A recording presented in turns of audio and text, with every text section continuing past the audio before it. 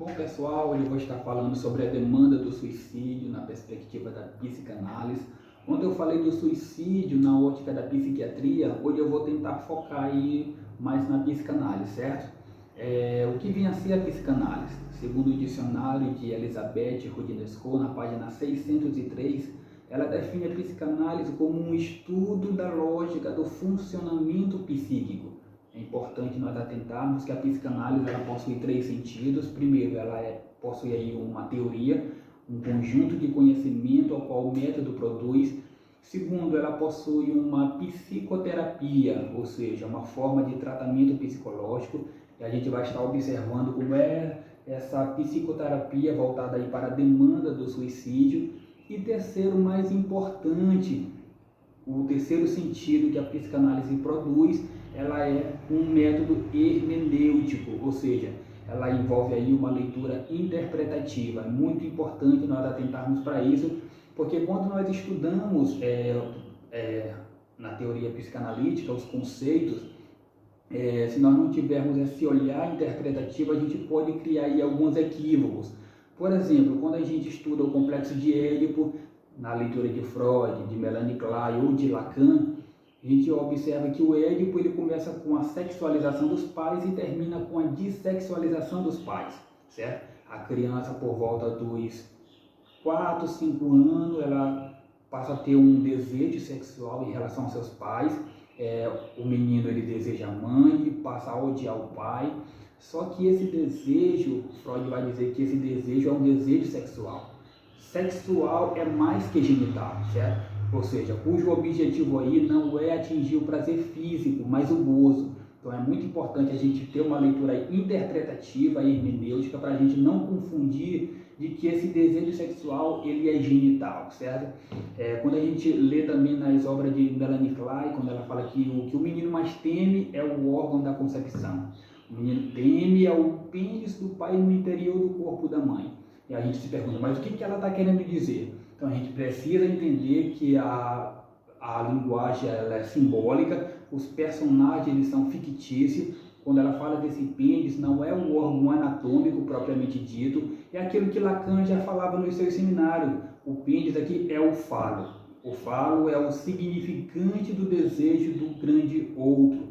Lacan ele vai trabalhar isso bastante no Grafo do Desejo, quando ele fala que essa criança mítica, ou seja, o delta, que ele se encontra com o grande outro, ao retorno do grande outro, que transformará esse ser em um sujeito.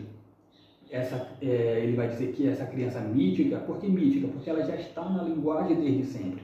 Ou seja, antes de ela nascer, ela já está mergulhada aí no campo da linguagem, através do discurso dos pais. Então Lacan ele vai dizer que essa pessoa ela se torna sujeito a partir do outro. Então a gente precisa ter essa visão aí hermenêutica, interpretativa, para entender o que os autores estão querendo aí transmitir.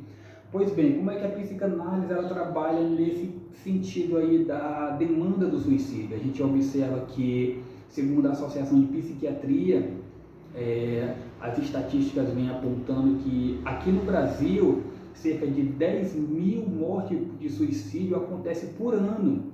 Então, a gente percebe que é um momento expressivo. Segundo os dados da Organização Mundial da Saúde, nós temos aí um crescimento expressivo aqui no Brasil, em torno aí de 46%, acometendo aí essa faixa etária dos 15 até os 29 anos de idade. E a gente observa que os adolescentes passam a ser os mais vulneráveis.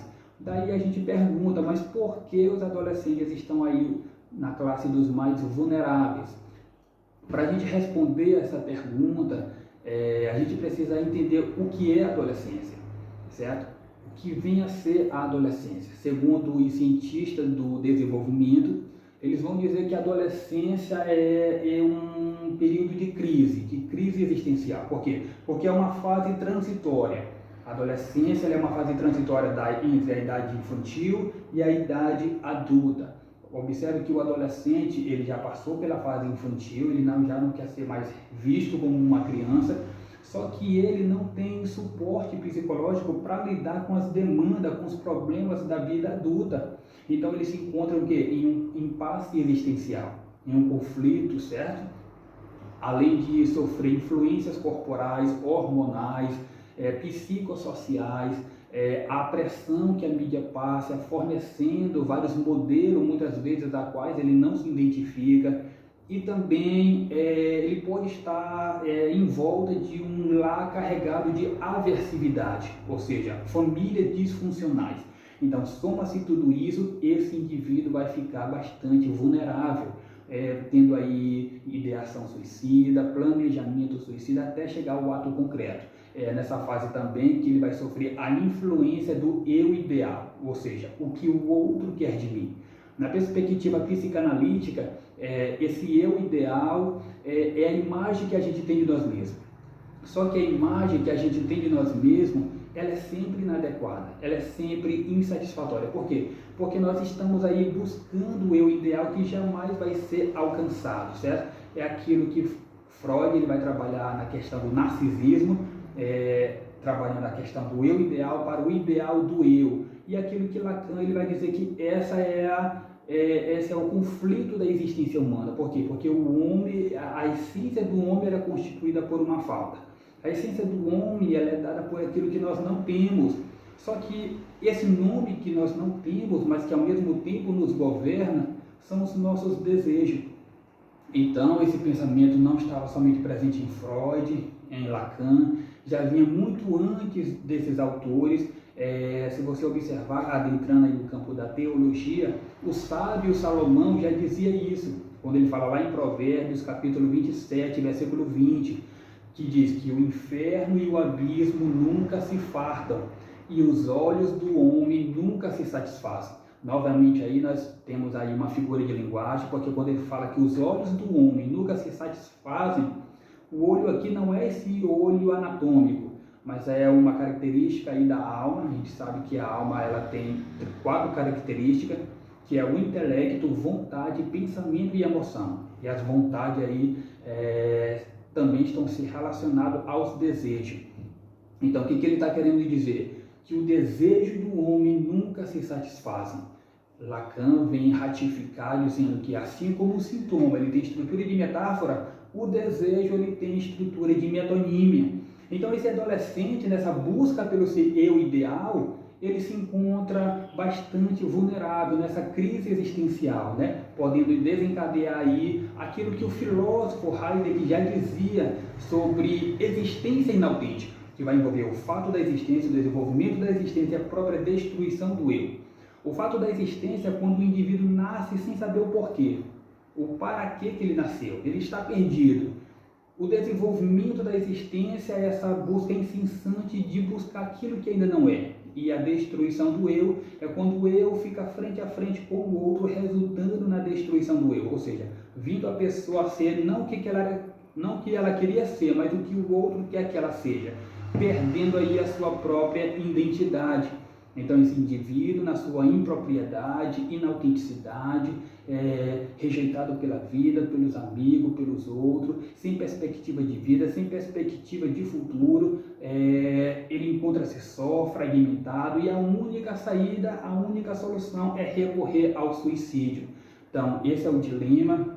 Muitas pessoas, também adultos, que se encontram em crises existenciais, em conflitos psíquicos, o que a gente aconselha? Buscar uma ajuda psicológica, um tratamento terapêutico de um profissional da área da saúde. Mas a questão que muitos se fazem será se a psicanálise ela cura das nossas depressões, das nossas ansiedades, se fosse falar numa das estruturas clínicas, das nossas neuroses, das nossas psicoses, das nossas perversões, ela cura de fato a psicanálise? Bom, como analista do comportamento, estudante, como pesquisador, como profissional da área da saúde, eu posso ratificar, sem medo de errar, de que a psicanálise cura, certo? Lacan é bastante taxativo quando ele diz que a função da análise é levar o paciente a se encontrar com a verdade do seu desejo. Então, a psicanálise, ele vai dizer, é uma experiência de linguagem. A psicanálise é uma experiência que cura pela relação de linguagem, certo? ela é uma experiência que vai nos convidando progressivamente a relatar a verdade do nosso desejo. Então, é muito importante que as pessoas entendam qual é a função da análise, qual é o sentido terapêutico da palavra da cura, porque quando se fala de cura no sentido psicanalítico, muitas pessoas pensam que estar curado é viver uma vida sem problema. Só que a gente entende que os problemas fazem parte da vida, não dá para viver uma vida sem problemas. Então, quando as pessoas dizem, eu posso viver sem as minhas neuroses, gente, é isso que nós precisamos entender, né? Que a função da análise, ela vai no sentido de fazer com que o indivíduo tenha uma reconciliação, não com Deus, não com o próximo, não com o capeta, não com o mundo, mas a reconciliação primeiro é consigo mesmo, certo? A pessoa tendo essa reconciliação consigo mesmo, ela pode estar bem com Deus, ela pode estar bem com o seu próximo, ela pode estar bem com aqueles que estão à sua volta. Então, a função da análise, ela tem esse propósito de não mudar a personalidade do analisando, do paciente, mas mudar a sua atitude mental. Quando a pessoa tem essa mudança da atitude mental, ela reconhece que ela tem as suas fraquezas, mas ela tem as suas potencialidades. Ela tem o seu lado frágil, mas também tem o seu lado potencial. E a cura, ela vai nesse sentido de a pessoa ter um diálogo aberto consigo mesmo. É quando o paciente ele passa a se aceitar, a se amar, a se valorizar e entender que cada pessoa tem a sua própria divisão subjetiva, no sentido que cada um tem o seu estilo de vida, tem um pensamento, tem a sua compleição física, alto, magro, baixo, alto, gordo, magro, inteligente, menos inteligente, e a vida está assim, certo? Eu acho muito interessante, eu vou trazer aqui um exemplo da nossa vida no padrão da normalidade, que diz respeito assim, ó. Aqui está o funcionamento do nosso psiquismo, a nossa vida psíquica. Para que nós venhamos viver no padrão da normalidade, nós temos que sempre viver nesse estilo aqui, ó. Certo? Você vai perceber que vai ter os altos, mas ao mesmo tempo vai ter os baixos. Ora tem os momentos altos, ora tem os momentos baixos. Os especialistas eles chegam à conclusão que se uma pessoa vive só os momentos altos e não reconhece os baixos, ou seja, os altos da alegria, da felicidade, das conquistas, certo? Ela corre um sério risco de adentrar numa tipologia psiquiátrica conhecida como mania ou hipomaníaco. Ela só tem o lado alto, certo? Isso é um problema. Já quando a pessoa passa a viver somente os lados baixos da tristeza, das frustrações, das decepções, ela não reconhece o lado alto das conquistas, mesmo que sejam pequenas, ela não reconhece, ela só tem uma imagem negativa de si, uma imagem negativa em relação ao outro, uma imagem negativa em relação ao futuro, ela já corre outro sério risco de adentrar em outra tipologia psiquiátrica conhecida como depressão.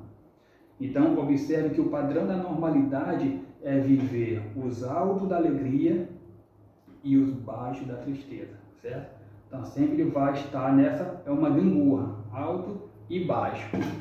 Isso faz com que a gente entre nesse padrão da normalidade, ok?